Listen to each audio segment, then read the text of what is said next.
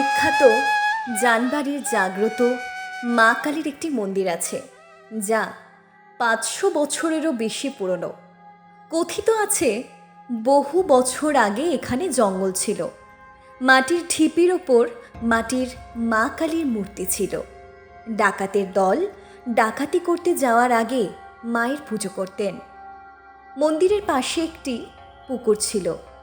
অনেকে বলেন রাতে সেই পুকুরে মায়ের জলে ঝাঁপ দেওয়ার শব্দ, নুপুরের শব্দ শোনা যেত।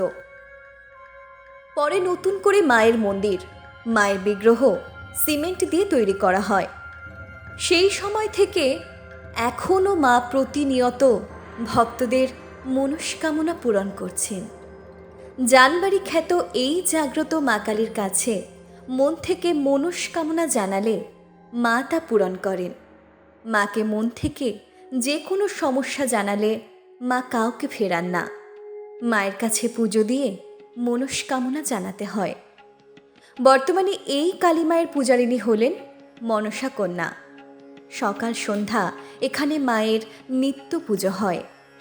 এই মন্দির দর্শন এবং মায়ের পুজো দিতে হলে যোগাযোগ করুন এই নাম্বারে 9830106967।